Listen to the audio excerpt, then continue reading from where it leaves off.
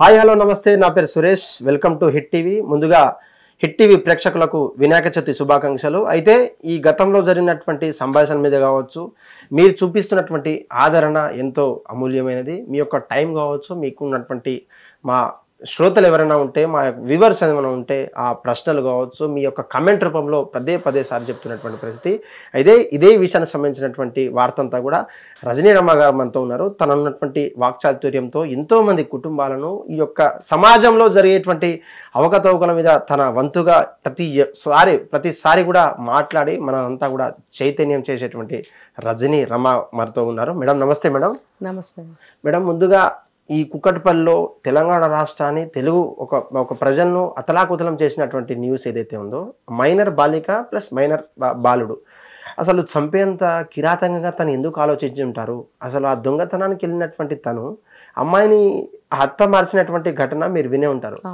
ఎలా చూస్తారు ఈ యొక్క విషయాన్ని ఎలా చూస్తారు మీరు ముందుగా హిట్ టీవీ ప్రేక్షకులకి వినాయక చవితి శుభాకాంక్షలు థ్యాంక్ యూ మేడం అయితే ఇక్కడ ఇంటెన్షన్తో చేసిందా కాదా ఇంకా తేల్చటం లేదు ఓకే బ్యాట్ కోసం వెళ్ళాడు అని అంటున్నారు ఏది ఏమైనా మైండ్ అయితే క్రిమినల్గా తయారైపోయింది అబ్బాయిది ఓకే బ్యాట్ కోసమైనా సరే ఇన్ ది సెన్స్ దొంగతనమే కదా ఎస్ తర్వాత అడ్డుకుంటే చంపాడు అంటే నువ్వు చాక్ ఎందుకు తీసుకెళ్ళావు ఓకే అంటే ఎవరన్నా అడ్డుకుంటే చంపేద్దామని ప్రిపేర్డ్గానే వెళ్ళావా అంటే అక్కడ కూడా మైండ్ క్రిమినల్గా తయారైందని అర్థమవుతుంది కదా ఏమైనా ఆ అబ్బాయి మైండ్ క్రిమినల్ మైండే అంటే ఏదైనా సరే తప్పు చేయాలనే ఆలోచనలు ఉన్నాయి అబ్బాయికి బ్యాట్ దొంగతనం చేయాలని ఉంది ఎవరన్నా అడ్డం పడితే చంపేయాలని ఉంది అంటే ఇది కేవలం బ్యాట్ దొంగతనమే అనుకుంటే కనుక ఇక్కడ డీప్ గా వెళ్ళి చాలా మంది వాళ్ళ అనాలిసిస్ మనకి చెప్పారు అదంతా నిజమాబద్ధం మనకు తెలియదు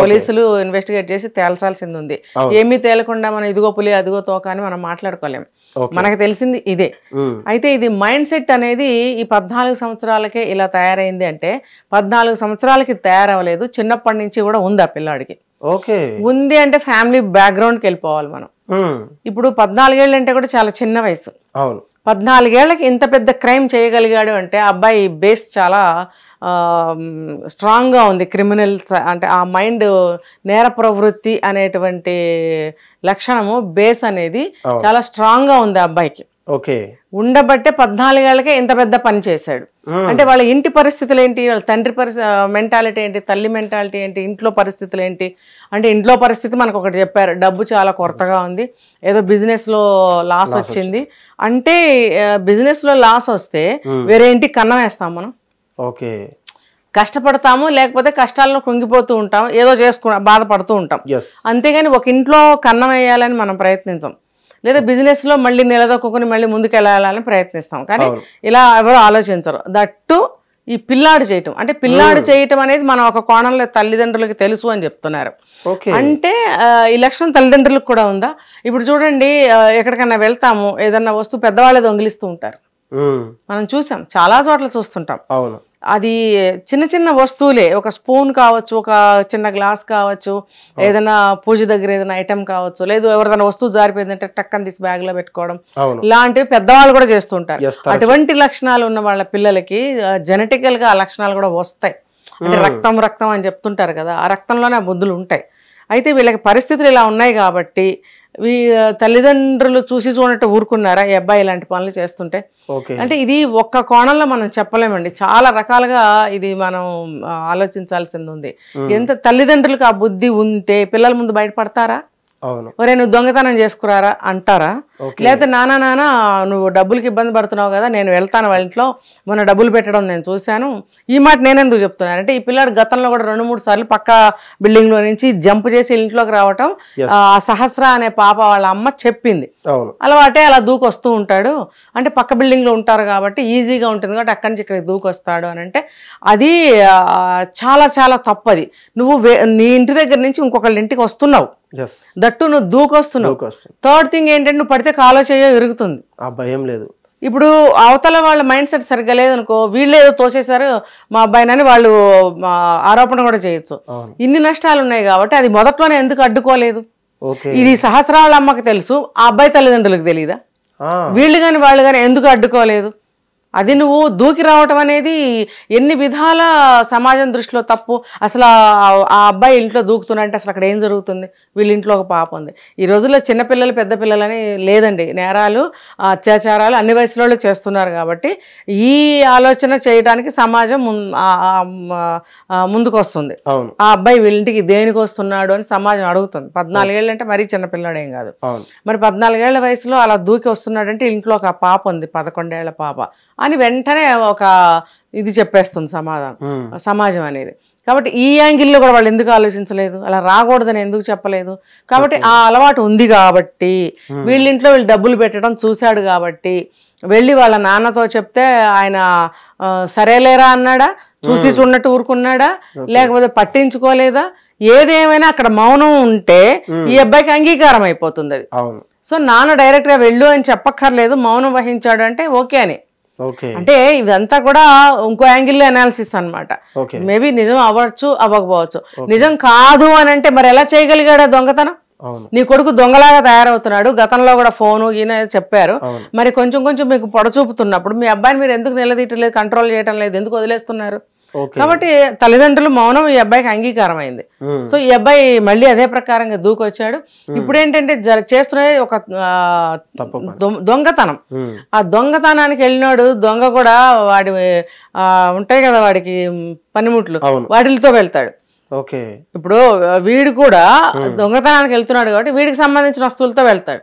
అంటే ఎవరైనా ఎదురు పడితే పొడి చేద్దాం, లేకపోతే తాళాలు వేసుంటే తాళాలు పగల కొడదాం, దేనికో దానికి పనికి వస్తుందని ఒక చిన్న చాకు పట్టుకెళ్ళాడు అదనమాట. సో డబ్బులు దొంగతనం చేశాడని ఒక ఆంగిల్లో చెప్తున్నారు, లేదు బ్యాట్ ఒకటే తీసుకెళ్లాడని చెప్తున్నారు. ఏంటి రకరకాలుగా మాట్లాడడం ఏంటి? ఏది ఏమైనా సరే ఆ అబ్బాయిని గట్టిగా నిలదీసి ఆ అబ్బాయికి కూడా ఏమంటారు ఉంటుంది వాళ్ళ స్టైల్, ఆ స్టైల్లో ఆ అబ్బాయిని ఇంట్రాగేట్ చేసినట్టయితే చెప్తాడు నిజం. ఇప్పటి వరకు అయితే అదే మాట చెప్తున్నాడట, బ్యాట్ కోసం వెళ్ళాను, బ్యాట్ కోసం వెళ్ళాను, బ్యాట్ కోసం. నువ్వు పగిలిపోయి విరిగిపోయి వంకర తిరిగిపోయిన బ్యాట్తో నువ్వేం చేస్తావు? ఇంకొకటి వాళ్ళ సహస్రాళ్ళమ్మ నువ్వు 500 పెట్టి కొనుక్కో అని కూడా ఇచ్చిందట. ఎందుకు అని అంటే ఇంకో చిన్న పిల్లాడు ఉన్నాడు వాళ్ళ ఇంట్లో, సహస్రా తమ్ముడు. ఆ పిల్లవాడికి ఈ పిల్లవాడికి ఏదో గొడవైంది బ్యాట్ విషయంలో. అందుకని ఈ సహస్రాళ్ళ మదర్ 500 రూపీస్ ఇచ్చి కొనుక్కోపోరా అంది. బాగానే ఉంది కదా, నీకు డబ్బులు ఇచ్చారు కదా, వెళ్ళిపోయి ఇంకోటి కొనుక్కోరాదా? లేదు. మరి ఎందుకు వచ్చాడు అని అంటే డబ్బు కూడా తీసుకుపోవచ్చు, బ్యాట్ వంకతో డబ్బు కోసం వచ్చాడు అనేది క్లియర్ కట్ గా తెలుస్తుంది. ఇంకా లోతుకి వెళ్ళి ఏదో చేతబళ్ళు అవి ఇవి అంటున్నారు. ఏది ఏమైనా ఆ అబ్బాయిని ఇంట్రాగేట్ చేస్తే కానీ బయటికి రాదు. అయితే తల్లిదండ్రుల నేపథ్యం ఇలా ఉండబట్టి పిల్లలు ఇలా తయారవుతారు. తోటకూర దొంగిలించుకొచ్చిన రోజునే ఎక్కడి నుంచి తెచ్చావరా అని 4 బాధలేదు. సో తర్వాత ఒక పెద్ద దొంగతనం చేసినప్పుడు పట్టుబడి జైల్లో ఉన్నప్పుడు తల్లి ఏడ్చిందట. అప్పుడు ఆ కొడుకు ఏం చేశాడు, తల్లిని చాచి పెట్టి కొట్టాడట. తప్పు చేసింది నువ్వైతే నన్ను కొట్టావేంది బిడ్డ అని అడిగితే, తప్పు చేసింది నేను కాదు నువ్వు, నేను తోటకూర దొంగిలించి తీసుకొచ్చినప్పుడు చిన్నప్పుడు నన్ను ఈ దెబ్బ నువ్వు కొట్టలేదు, సో ఇప్పుడు నేను నిన్ను కొడుతున్నాను, ఎందుకని నీ వల్ల నేను ఇక్కడ తప్పని నాకు తెలియని వయసు అది, నీకు తెలుసుగా, నీకు తెలిసిన వయసులో నువ్వు ఉన్నావు, తెలియని వయసులో నేనున్నాను, కానీ నువ్వు నాకు చెప్పలేదు కాబట్టి నేను ఈరోజు ఇక్కడ ఉన్నాను, సో నేనే నీకు కొట్టాలి అని అన్నాడు. అంతే కదా. ఇప్పుడు ఏడిస్తే ఏమొస్తుంది? శిక్ష అయితే పడుతుంది. సో చిన్నప్పుడే పిల్లలకి క్రమశిక్షణ, కమ్యూనికేషను, ఇంకా పద్ధతులు అన్నీ నేర్పించాలి. కాలం ఏదైనా సరే మంచి పద్ధతిలో వెళ్ళటం అనేది జెన్యూన్ మార్గం. ఇప్పుడు అది పెరిగింది, ఈ టెక్నాలజీ పెరిగింది, ఆ టెక్నాలజీ పెరిగింది, ఇవన్నీ కాదు. ఏది పెరిగినా సరే మనిషే ఇంకొక దాంతో తయారవడు. మనిషి రక్తమాంసాలతోనే తయారవుతాడు. పుట్టిన దగ్గర నుంచి ఏజ్ వైజ్ గా పెరగాలి, ఏబిసిడీలు నేర్చుకోవాలి, ఇవంతా న్యాచురల్. ఈ న్యాచురల్ సిస్టంలో మరి ఇవన్నీ కూడా ఉంటాయి. అన్ని ఎథిక్స్ నేర్పించాలి. టెక్నాలజీ పెరిగిందని చెప్పి ఇవన్నీ ఆగిపోలేదుగా. టెక్నాలజీ పెరిగిందని ఏఐతో మనం బిడ్డలను కనలేంగా. మరి న్యాచురల్ గా పుట్టిన పిల్లలకి మీరు న్యాచురల్ సిస్టమ్స్ ఎందుకు నేర్పించట్లేదు? మీరు ఏఏ వచ్చింది, ChatGPT వచ్చింది, అదొచ్చింది, ఇది వచ్చింది అని చెప్పి రకరకాలు మీరు అలవాటు పడుతున్నారు, పిల్లలకి అలవాటు చేస్తున్నారు. ఓకే, దాన్ని దేనికి ఉపయోగించాలి, దానికి ఉపయోగించాలి. కానీ ఇక్కడ మీరు న్యాచురల్ సిస్టమ్స్ నేర్పించాలా లేదా? ఇప్పుడు ఇంకో కేసు ఏంటంటే కొంచెం లెంతీ అయినా కూడా చెప్తాను. అమెరికాలో అబ్బాయి పేరు ఆడన్ ఏదో ఉంది, ఆడన్. ఆ అబ్బాయి 16 సంవత్సరాల అబ్బాయి ChatGPTలో ఎలా చనిపోవాలి పెయిన్ లేకుండా అని తెలుసుకుని ఆ రకంగా ఆత్మహత్య చేసుకుని చనిపోయాడు. ఇప్పుడు ఎవరిని నిందించాలి? గవర్నమెంట్నా, ఏఐనా, టెక్నాలజీని రూపొందించిన వాళ్ళ, ఆ పిల్లవాడికి మొబైల్ ఇచ్చి ఆ టెక్నాలజీ యూజ్ చేసుకో అన్న తల్లిదండ్రుల, లేకపోతే పరిస్థితుల? పరిస్థితులు అంటే స్కూల్ పరిస్థితులు, ఎడ్యుకేషన్ పరిస్థితులు అదే. ఇక్కడ ఏది ఏమైనప్పటికీ అబ్బాయి యూజ్ చేసింది మాత్రం వాటికి కాదు. దేనికి యూజ్ చేశాడు? చనిపోవడానికి.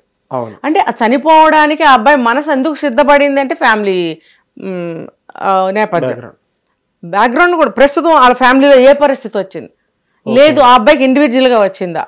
ఇండివిజువల్గా ఎందుకు వచ్చిందంటే వాళ్ళు చిన్నప్పుడే నుంచే స్వతంత్రంగా వదిలేస్తారు కాబట్టి వాళ్ళ డెసిషన్ వాళ్ళు తీసుకుంటారు. ఓకే నేను చావాలా బతకాలనే నిర్ణయం కూడా వాడే తీసుకునేంత స్వతంత్రంగా పెంచారా తల్లిదండ్రులు? ఏ దేశమైనా ప్రపంచం ఏ మూలైనా సరే తల్లిదండ్రులే, బిడ్డలే. నీ చావు నువ్వే చచ్చిపోకూడదు అని అంత స్వతంత్రంగా పెంచుతారా? అంటే అంత గుడ్డిగా ఊరుకున్నారు అనమాట, అంత పట్టించుకోకుండా వాళ్ళు వదిలేశారు. ఎంత ఇండివిజువాలిటీ కోసమైనా సరే ఫారిన్ కంట్రీస్లో అయినా సరే వాళ్ళకి కూడా ఇలాంటి సమస్యలు అనేకం వస్తున్నాయి. బికాస్ ఇది ఈ టెక్నాలజీ ఇలా పెరిగిపోవటం వల్ల. అది ఎంతవరకు ఇవ్వాలి పిల్లలకి ఈ టెక్నాలజీ, అది ఆలోచించాలి. పిల్లలతో ఎంతవరకు కమ్యూనికేట్ అవ్వాలి, వాళ్ళకి ఏం నేర్పించాలి, ఎంత ఇండిపెండెంట్గా పరదేశాల్లో వాళ్ళు పెరిగినా తల్లిదండ్రులుగా వాళ్ళు ఎలా గైడ్ చేయాలి. అక్కడే కాదు మన ఇండియాలో కూడా ఏ పరిస్థితులు వస్తున్నాయి కాబట్టి ఎన్ని టెక్నాలజీలు వచ్చినా వాళ్ళు స్వతంత్రంగా వాళ్ళ నిర్ణయం వాళ్ళే తీసుకుంటారు అని మనం పెంచినా మనం గైడ్ లైన్స్ మనది ఎంతో ఇంపార్టెంట్ అనేది తెలుసుకున్నట్టయితే కనుక ఇలాంటి నేరాలు జరగవు. ఓకే, అయితే మేడం మీరు చెప్పింది 100% కరెక్టే. కానీ ఆ చిన్న పిల్లవాడు ఏదైతే 14 years అబ్బాయి ఉన్నాడో తను ఒక పకడ్బందీగా ఒక లెటర్ రాసుకొని పోయింది మేడం. తనకు వచ్చినటువంటి ఇంగ్లీష్ లెటర్లతో, ఇంగ్లీష్ పదాలతో, first I have to get in to the door, I just knock the door.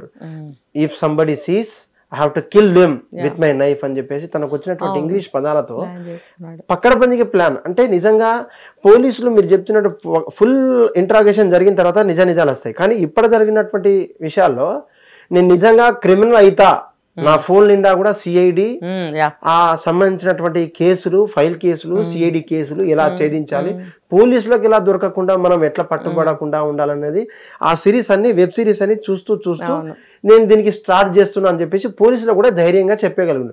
నిజంగా ఆ స్కూల్ పిల్లవాడికి ఎంత ధైర్యం ఎక్కడి నుంచి వచ్చిందంటారు? అంటే ఈ లెటర్లో ఈ పాయింట్ మనం మీద మాట్లాడుకుంటే గనక మేడం, చిన్నప్పటి నుంచి లాయర్ అవ్వాలో, పోలీస్ అవ్వాలో, డాక్టర్ అవ్వాలో, ఇంకోటి అవ్వాలని ఒక కోరిక అనేది ఉంటుంది. ఆ డిజైర్ ఉన్నప్పుడు పేరెంట్స్ ఆ దిశగా ప్రయాణాన్ని స్టార్ట్ చేయించాలి విత్ గైడ్ లైన్స్. ఇప్పుడు మీరు ఊరికనే జర్నలిస్ట్ అయిపోయారా? చిన్నప్పటి నుంచి మీ భావజాలం అలా ఉంది, ఏదైనా ఎదుర్కోవాలి, ఏదైనా తెలుసుకోవాలి అన్న ఇది మీలో ఉండబట్టి ఆ లైన్ లో వెళ్ళారు, మీరు జర్నలిస్ట్ అయ్యారు. ఓకే, అలాగే ఆ దిశగా ఎందుకు ప్రయాణం చేయలేదు? అది చెయ్యాలి అని అంటే వీడు ఒక సిఐడి అవ్వాలి, నేను ఒక పెద్ద పోలీస్ ఆఫీసర్ అవ్వాలని ఫ్రెండ్స్ తో చెప్తాట. చెప్పినప్పుడు పిల్లవాడి డిజైర్ అదని తల్లిదండ్రులకు తెలియకుండా ఉందా? తెలిసినప్పుడు మీరు అది ఎట్లా మీరు అబ్బాయిని ఆ లైన్లోకి ఎట్లా తీసుకెళ్ళాలి, ఏ పద్ధతిలో తీసుకెళ్ళాలి, అది మీరు చేశారా? లేదు. నవ్వుకుంటారు, కాసేపు ఊరుకుంటారా, సరే లేరా నువ్వు చదవరా, నువ్వు సిఐడి ఎవరా అని చెప్తారు. చెప్పినప్పుడు వాడికి ఎట్లా అవ్వాలో తెలీదు. సో ఆ సిచ్యువేషన్ లో ఇవన్నీ ఫాలో అవ్వడం, ఇది చాట్ జీపీటీలు కానీ, సోషల్ మీడియా కానీ, any technology, any through media, ఆ చిన్న బుర్రకి ఏం తోస్తుందంటే ఓహో ఇందులో ఇలా చెప్పారు, లేకపోతే పలానా మూవీలో అలా చేశారు, ఇవన్నీ వాడికి ఒక కథ అల్లుకోవడానికి, ఒక కేసు మనం కూడా చేద్దాము అనే ఒక కోరికను పుట్టించింది వాడికి. అంటే ఆ ప్రయత్నంలో భాగంగా ఈ లోపల ఇలాంటి కండిషన్ సిచ్యువేషన్స్ ఇంట్లో కూడా వచ్చి ఉండొచ్చు. ఏది డబ్బు లేనితనము, లేకపోతే బ్యాట్ ఇష్యూ, ఆ పిల్లడితో గొడవ, ఏదైనా కానీ ఇది వీడికి దోహదం చేసింది నా అనాలిసిస్ ప్రకారం. చేసినప్పుడు ఏం చేశాడు, సిఐడీలు అయితే ఏం చేస్తారు, చూపిస్తున్నారు కదా సినిమాల్లో, మ్యాపులు చూపిస్తారు, ఇక్కడి నుంచి ఇక్కడికి, ఇక్కడి నుంచి ఇక్కడికి, ఇక్కడ ఓ దడ దడ దడ దడ మ్యూజిక్లు పెట్టేసి మనకి గుండె దడ పెరిగిపోతుంది, బ్లడ్ ప్రెషర్ పెరుగుతుంది అనమాట. ఊరికే పోలీసులో 10 మంది చేరి మ్యాప్ని అక్కడ స్టిక్ చేసి ఊరికే చూపిస్తుంటారు, ఇటు చూపిస్తుంటారు, ఇటు అడవిలోకి వెళ్ళి బ్యాటరీ లైట్లు వేసుకుని సెర్చ్ చేస్తున్నట్టు. అదంతా చాలా ఇన్స్పిరేషన్ గా, చాలా ఎక్సైట్మెంట్ గా ఉంటుంది. ఈవెన్ పెద్దవాళ్ళకి కూడా చాలా థ్రిల్లింగ్ గా ఉంటుంది. అలాంటివన్నీ చూసినప్పుడు ఇమీడియట్ గా నేను కూడా పోలీస్ ఆఫీసర్ అయిపోవాలి, నేను కూడా ఇన్వెస్టిగేషన్ చేయాలి, అది ఇది బాగా అనిపించేస్తుంది. సో ఆ క్రమంలో వీడు లెటర్ రాసుకున్నాడు. రాసుకుని స్టెప్ వైజ్ ఎలా చేయాలి, ఇది అందులో బ్యాట్ అనే విషయం ఎక్కడా లేదు. మహా అయితే మనీ అనే విషయం ఎక్కడో మెన్షన్ చేశాడు. సో ఇక్కడ మనకేమనిపిస్తుంది అంటే మనీ కోసం వెళ్ళాడు. అంటే వీడు సిఐడి అయ్యి పెద్దయ్యాక దొంగతనాలు చేస్తాడు అనమాట. ఓకే. సిఐడి అయితే ఏం చేయాలి, కేసుని ఛేదించాలి. మరి ఇప్పుడు సిఐడి అవ్వాలనుకున్నాడు ఇట్లా దొంగతనాలు చేస్తాడా అంటే ఆ చిన్న బ్రెయిన్కి అది సిఐడి అంటే ఏంటో తెలియకపోవడం. ఏదో కేసులు చేస్తారు, ఛేదిస్తారు, ఇవన్నీ ఏదో పెద్ద కథలుగా తెలుసు కానీ అది డెప్త్ గా ఏం తెలుసు వీళ్ళకి, అందులో ఏమేమి ఉంటాయి, ఎలా చేస్తారు ఏంటనేది తెలీదు. సో తల్లిదండ్రులు ఒక డాక్టర్ అవ్వాలన్నా సరే, ఒక పోలీస్ అవ్వాలన్నా సరే, చిన్నప్పటి నుంచి ఆ క్రమంలో ఎలా ప్రయత్నించాలి, ఎలా చదవాలి, ఏం చదవాలి, దానికి ఎన్ని మార్కులు రావాలి, ఫిజికల్ ఫిట్నెస్ ఎలా ఉండాలి, మన బ్రెయిన్ థాట్స్ ఎలా ఉండాలి, మన థాట్ ప్రాసెస్ ఎలా ఉండాలి, తర్వాత మన ఆరోగ్యం ఎలా ఉండాలి, సమాజానికి మనం సేవ చేసే ఇదిలో వెళ్తూ ఉండాలి, ఇలాంటివన్నీ నేర్పించారా? లేదు. పోనీ ఒక సిఐడి ఆఫీసర్ దగ్గరికి తీసుకెళ్ళి, లేదు అట్లీస్ట్ ఒక కానిస్టేబుల్ దగ్గరికి తీసుకెళ్ళి డిపార్ట్మెంట్ ఎలా ఉంటుంది అని ఆయనతో చెప్పించారా ఏదన్నా? అప్పుడప్పుడు పిల్లల్ని అలాంటి వాటి దగ్గర తీసుకెళ్ళి మా అబ్బాయి సిఐడి అవ్వాలనుకుంటున్నాడు, పోలీస్ ఆఫీసర్ అవ్వాలనుకుంటున్నాడు, అది అవ్వాలంటే కష్టమా, ఈజీయా, లేకపోతే ఆ డిపార్ట్మెంట్లోకి వెళ్తే జాబ్ ఎలా ఉంటుంది, అసలు ఆ పర్సన్ ఆ జాబ్లోకి వచ్చిన తర్వాత ఏం చేయాల్సి ఉంటుంది, ఇవన్నీ వాళ్ళ ద్వారా తెలుసుకుని వీళ్ళకి చెప్పారా ఎప్పుడన్నా? చెప్పాలి. ఏం కాదు, మనకు తెలిసిన వాళ్ళలో బోళ్ళ మంది చుట్టుపక్కల పోలీసులు కనిపిస్తూనే ఉంటారు, వాళ్ళని పలకరించి మనం మాట్లాడితే చాలా బాగా చెప్తారు జవాబులు. మనం ఎవరన్నా ప్రయత్నించామా? లేదు. మనకేమి తెలియకుండానే ఏదో మనం బాగా పొడుగ్గా ఉన్నాం, లావుగా ఉన్నాం, మనం దూకుతాం, ఎగురుతాం, మనం పోలీస్ అవుదాం అనుకుంటే కాదు. ఇవన్నీ చేయాలి, ఇవన్నీ చేస్తేనే అవుతారు. సో అవన్నీ వాళ్ళకి నాలెడ్జ్ని ఎడ్యుకేట్ చేయలేదు. చేయకపోబట్టే సిఐడి అయిన తర్వాత ఏం చేస్తారో తెలియకపోబట్టే వీడు దొంగతనం ఇప్పుడే చేశాడు, రేపొద్దున సిఐడి అయిన తర్వాత కూడా వీడు దొంగల్ని పట్టుకుంటాడా, దొంగతనం చేస్తాడా?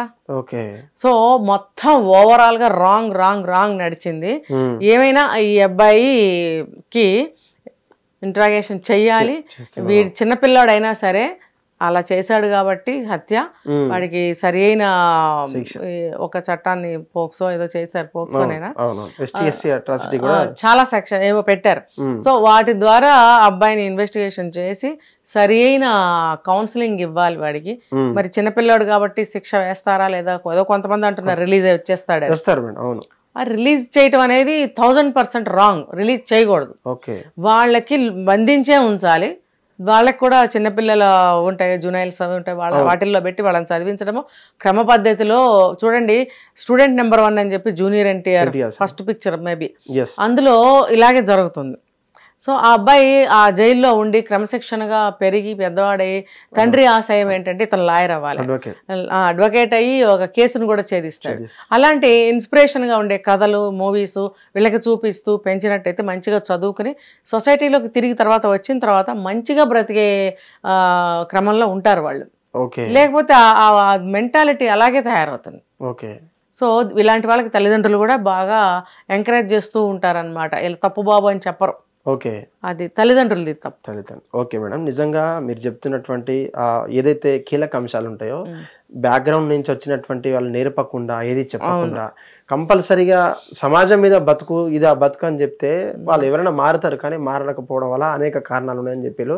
నిజంగా మేము అక్కడికి ఫీల్డ్ రిపోర్టింగ్కి వెళ్ళిన తర్వాత కూడా ఆ చుట్టూ ఉన్నటువంటి పరిసర ప్రాంతాల్లో కూడా మంచిగానే ఉండేవాడు కదా అబ్బాయి, సడన్గా ఇలా ఎందుకు చేశారు, అసలు మాకు అంతు చిక్కనేటువంటి ప్రశ్నని చికెన్ షాప్ నుంచి మొదలు పెడితే, కటింగ్ షాప్ నుంచి మొదలు పెడితే రోజు ఆడుకునేటువంటి అమ్మాయిలు కూడా అదే మాట అంటున్నారు.